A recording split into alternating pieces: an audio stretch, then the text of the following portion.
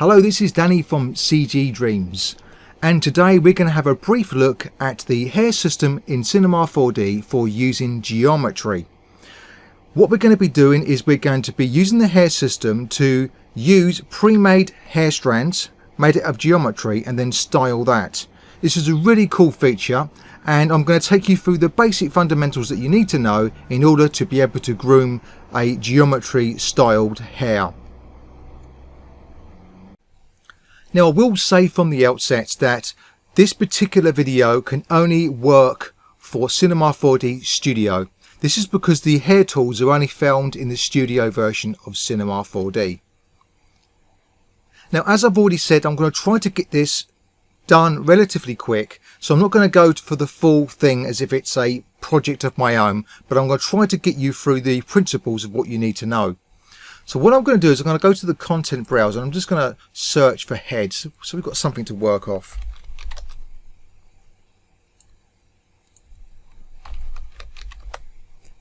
And that generic head bust will do. And we just go a little bit closer. I'm going to activate the shading with lines so we can see the geometry. Now what I'm going to do is I'm going to just select a bunch of polygons that I want the hair to grow from. So let's just do this very quickly. Hold down the shift key. If you do this from like a side view or something like that, this is going to make it a lot easier to use like a rectangle tool or a lasso selection. So I'm just going to do that right now. It means I'm going to be able to select the polygons that are all the way through to the other side. And that will do for me. Now what I'm going to do is I'm going to go into my own layout for the hair system, but you can find all of the tools that I'm going to show you in my layout in the Simulate tab, and it's in the hair objects, hair mode, hair edit, and so on. So I'm going to go over to the side here, and it's my own custom layout. And the hair tools, with the geometry selected, I'm going to click on add hair. And the first thing I'm going to do right away is press Ctrl and A to select all and then delete. This is because I want to add my own hair by using the add hair tool. And this is found in the tools, the hair tools. You can see here these add guides. Now what I like to do is I like to take the radius down to 1 and the count down to 1. And that's bring the length down as well. And I do this so I can just click one at a time and add one hair guide at a time. I'm going to sort of add one there, one there, one there, and one there. Also find it helpful when you're doing this is that if you kind of lose the kind of direction in which you're going and you want to know exactly where the hairline is going to be, well, you can just add a material to this particular part, for instance like that, and then it gives you an idea when you're using your hair tools, when you haven't got it selected, where the hair edges are. This means that you're going to be within the bounds of where you're going to be using your grooming tools, where the hair is going to actually show.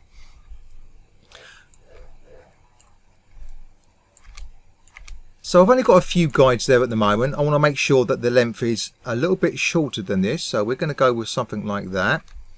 And I'm going to rename the hair fringe.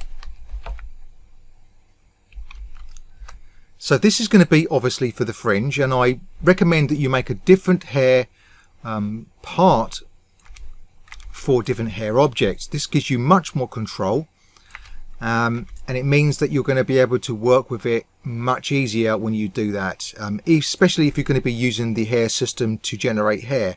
But we're going to do something a little bit different today. What I'm going to do is I'm going to create something really basic.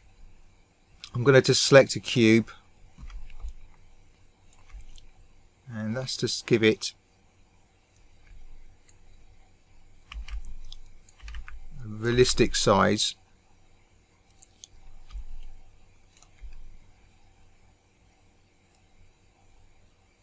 And length.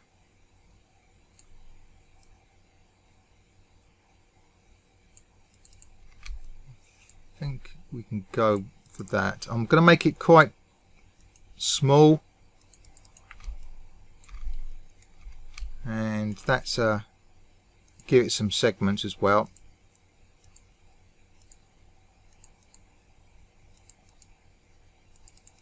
the way. I just want it to be like roughly kind of square segments. That will do for me. And I'm going to make it editable, the C key. Let's just move this off to the side. Okay. I'm going to apply a subdivisional surface to this, and you can see this is what we get. I'm going to just bring this down to 1. So we haven't got too much geometry. That will do for me. Let's just reshape that. Okay, it's just something really, really basic, as you can see there. I'm going to apply the subdivisional surface permanently, so it's like this. This is going to be essentially like a bang of hair. Now, in order to get this to be a bang of hair, all we have to do is we go to the hair object. There's a couple of things we have to do. The first thing is I don't want thousands of hairs to be on the head. I want there to be 1 hair per guide. And to do this, we go to the root and select, instead of auto, we go to as guides. So it means it's going to have 1 hair for each guide that there is. The next thing is I want to be able to see the hairs. So for this, we go to the, where is it? The editor. We click on hairlines. You'll see nothing at the moment. Detail 100% because we haven't got loads and loads of guides. And before I go further to make this geometry become part of the hair system, I just wanted to show you a couple of things why we've just got it looking like this. What I want to happen is that when I've got the geometry to be instanced where the guides are, the hair's obviously going to be thicker than the guides are. Now, unfortunately, when you're using this kind of system or setup, it doesn't have the automatic collisions that you would like to have. In other words, the hair bangs aren't going to collide against each other, which is unfortunate. But what you do have is you have a force field, and the force field is found in the forces. Click hair to hair, and inside here you've got this radius. The bigger the radius that you set, the bigger the force field is going to be around each of these guides. And this basically means that when you set it roughly to the width of the hairbang that we're going to be using, it means that it's not going to collide. Well, at least it tries not to collide. It's not perfect, but it's all we've got. To demonstrate this, I'm just going to select my brush tool, and we just bring that closer. You can see here at the moment here it's doing absolutely nothing. We just go back a couple of steps. So let's just go ahead and add the geometry to the hair. So let's select the fringe, our fringe object, and we go to generate. The type is going to be an instance, and in the instance tab we want to just grab the object which is going to be our hair, which is this one, and then you'll see the geometry like this. Now, if the geometry is very small, or in fact you don't see it at all, it's all down to the material. So if we go to the material that's automatically created for the hair, and we look in the thickness, you'll see that we've got the root and we've got the tip. The bigger that we make the root, the bigger the geometry at the root's going to get.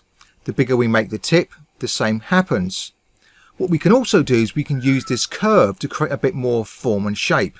So we can hold the control key, add an extra knot in there, and then pull this down so it gets a little bit thinner at the base and thinner at the tip, but it's got a bit of a bulge, you can see here, as we can move it across there, and it's going to be more evident when you kind of make that larger. The good thing about this is you've got a bit of shape to it, you've got a bit of control, and there's so much you can do with this. You can even use some of these other tools that you wouldn't even expect to have an effect on them, like frizz, kink, etc., to give it a bit of variation. So that's pretty cool that you can do that.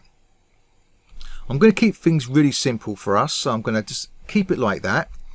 You'll notice that when you use your brush tool, which is in the move mode at the moment, that when you start to groom your hair, you've got it styling, which is pretty cool.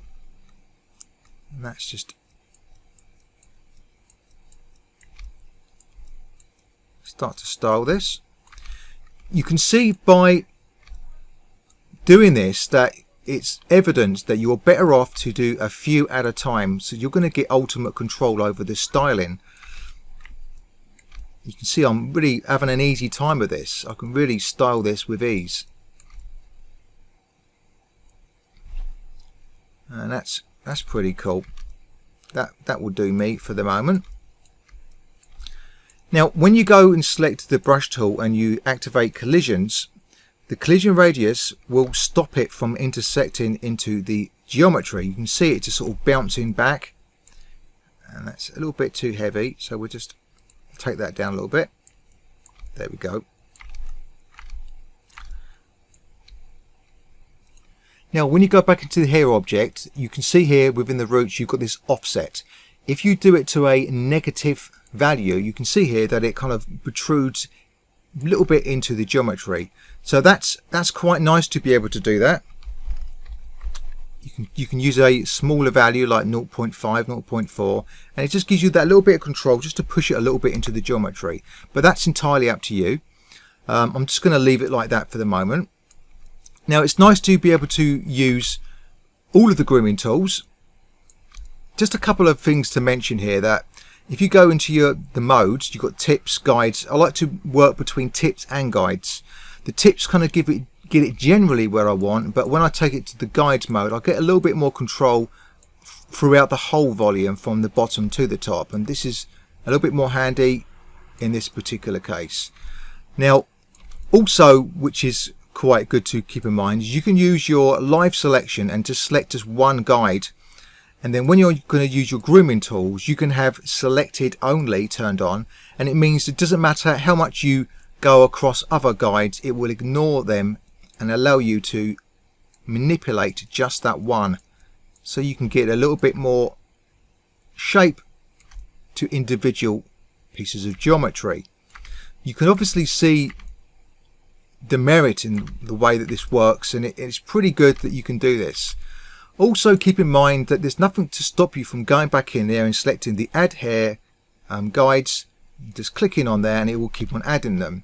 Now if you use the interpolated, the interpolation, what it does is it allows you to add guides, and it will add a similar form to the guides that are already there. So you can click on there, for instance, and you can see here that it's added one almost in the same place. The best thing I find to do in this particular circumstance is to go to a live selection and select all, and it's going to select all of the guides. And then when you go to start adding guides, okay, I've just added a couple in there, okay. What you can then do is you can invert that selection, and it's going to select all of the guides that you've just added. This means that you're now able to go in there, use your styling tool, your styling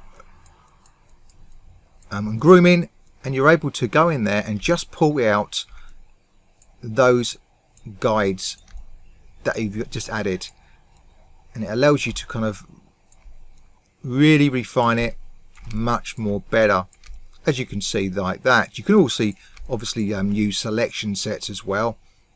I'm going to invert my selection, and then I've got control back over that.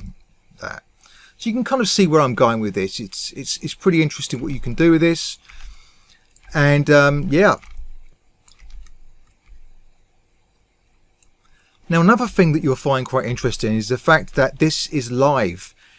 What I mean by this is that if I was to select this geometry and start to manipulate it, you'll see the hairs, or the kind of geometry hairs, are actually changing live as well.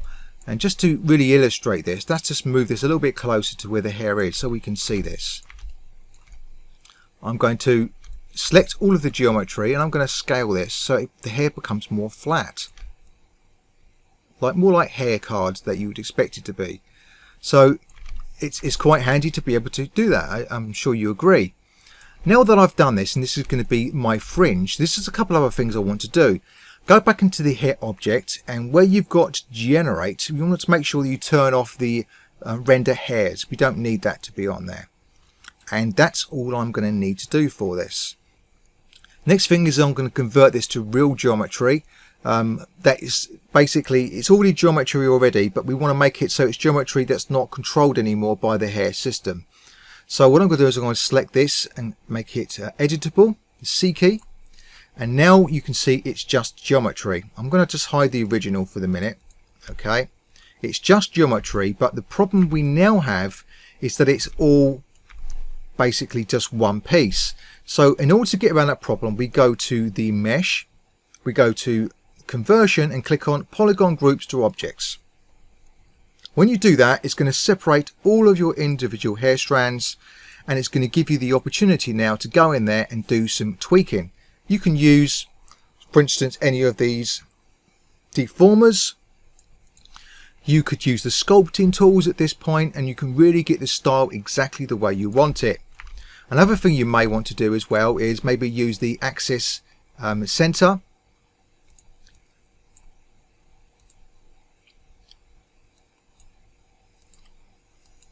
And we do that on the object itself. So we put it up near the top there, and I'm just going to manipulate this with the snap tool turned on, just so I can just lock it right here to the peak of where the hair is. It gives it a good pivot position there. That's better. And you can do that on a per hair basis, and I'll show you why I've done this. It basically allows you to manipulate that hair individually and rotate it right from the root. You can see there. So you can do that on an individual basis, and as I said, you can also do things like add the FFD deformer, and by adding the FFD deformer, it's going to allow you to have that little bit more control. So that's just, where is it? That's the one. Click fit to parent. We can select that, maybe select some vertices like that, and then we can start to do more manipulation to it. You can see there. So you really have got a lot of options there. And as I already mentioned as well, you can also go in there and use your sculpting tools. So we go to our brushes when you've got that selected, obviously the geometry. That one I do. Use that grab tool. Increase that brush size, and you can make them more unique. Another little tip as well is that when you're making the first hair piece, what you're better off to do is to make sure that you UV unwrap it, so that basically whenever you've got all of these clones, they're all going to have their own UVs already done. This makes it so much more easier when you're going to be adding textures later on to your hair strands. They become effectively proper hair cards in which they've got good UVs for. And of course you can go in there one at a time and just really manipulate these until you've got it exactly the way you want it. Then you can update the UVs according to the new shape. But I'm sure you can see the potential from what we've got here. You can just keep on layering these over each other until you get it exactly the way you want it. So that's it. For instance, we select this one here.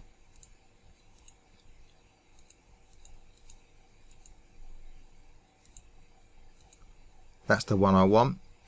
And just gonna move it up to the top of there.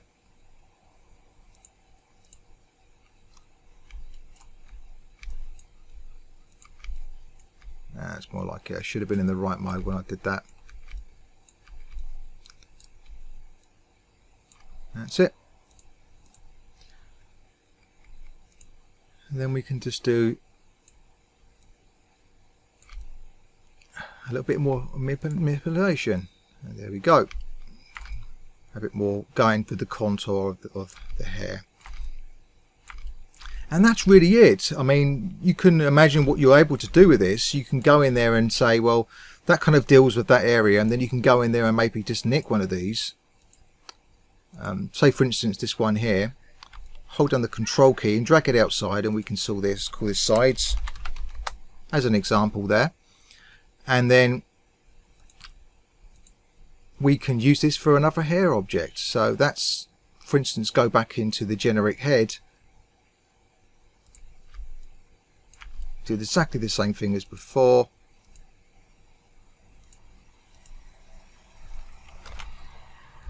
don't want none of them. Add guides.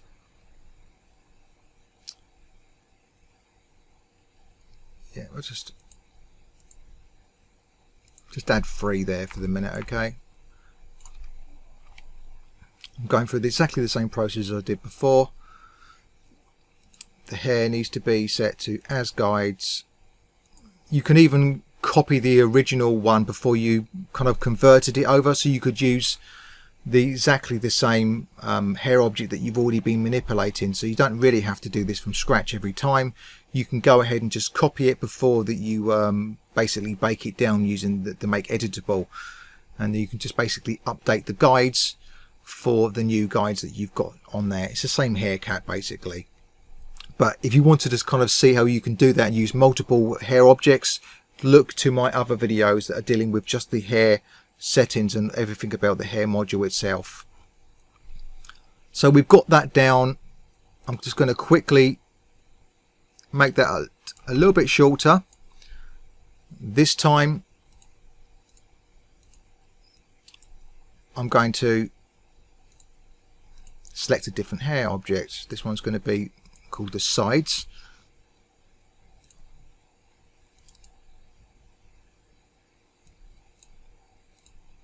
And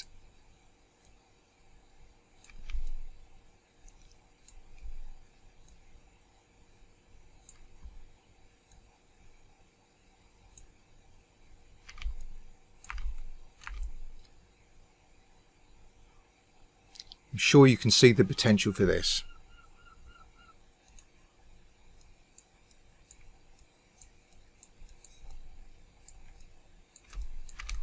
I'm just using the sculpting tools afterwards just to manipulate it to be exactly where I want it. Hold the shift key to smooth things down a little bit.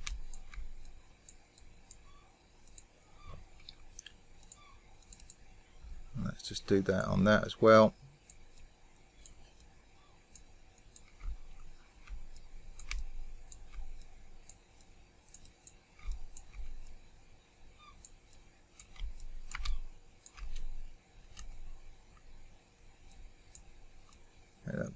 Brush size really large. There you go. You can see here that I'm able to manipulate that pretty good.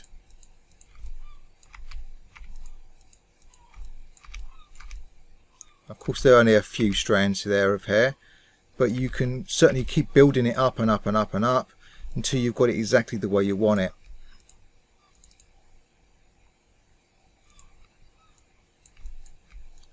The good thing about this is you're able to really manipulate each hair card or hair strand so that it kind of overlaps nicely with the other ones. They kind of just about overlap each other. They sit perfectly. There we go.